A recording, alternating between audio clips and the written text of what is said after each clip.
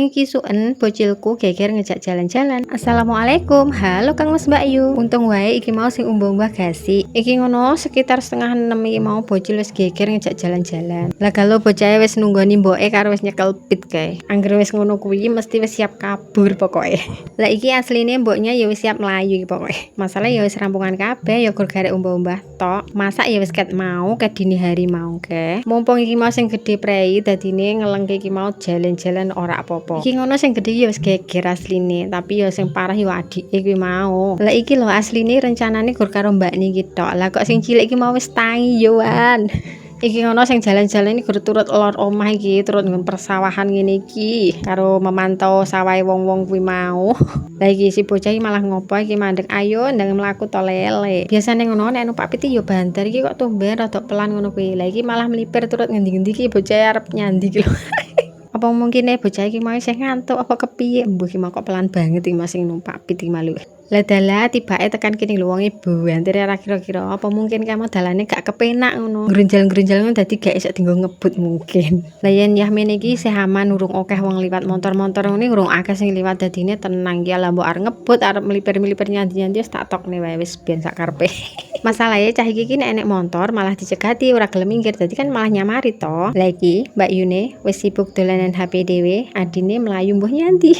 Iki daerah nggon aku iki wis musim panen iki wong-wong iki padha wis panen. Iki ngono nggon sawah-sawah ya isih ana banyune tapi mbuh iki do arep dileler apa dikepiyake ra paham aku. Lho kan tenan bocah wis tekan ngarep kae wis disiki to.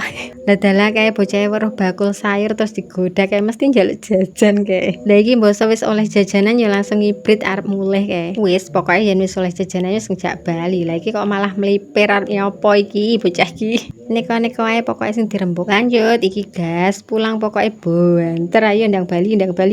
Pokoke tak godhek kowe ndang cepet tekan ngomah iki pokoke.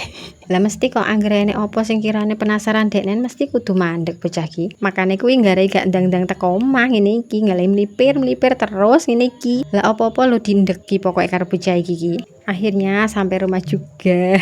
Lah iki awan-awan iki pite ditangsangke karo ayahe ning dhuwur. Lah iya lah mosok lho jam 12 teng wayah bedhog iki wayah zuhur wayah wong azan iki malah tibake malah ngeret-ngeret pit mau go lunga. Lah bocah ki mau lho lagi sedih wis tekan wadoh ning tanggoku sing wadoh no pokoke akhire ketemu dijak bali terus pite wis ditangsangke ning dhuwur ben ora kabur. Lah bocah ki mau wis aman wis ning jero omah wis dolanan HP. Lah iki ngono tak sambi mulungi kumbahan pumpung bocah iki mau ora mlayu. Umpama ana sing ngomong bocah aja dikulino nganggo HP lah piye bocahku yen gak disambi dicekeli HP ya wis aku gak iso tandang gawe apa-apa ya gak kober iso leren juga. Masalahe bocah ki mau gur kudu lunga wae dina iki mau panasnya cetar membahana pokoke. Lah iki kumbahane kabeh garing. Lah mau ngumbah spray karo selimut ya iso garing padahal mau sing umbah mau keri selimut karo spray mau ceritane susulan sing umbah-umbah bar mlaku-mlaku mau lagi tak umbah. Lah mau kompolan bocil to tak ringkesi tapi lali orang tak umbah.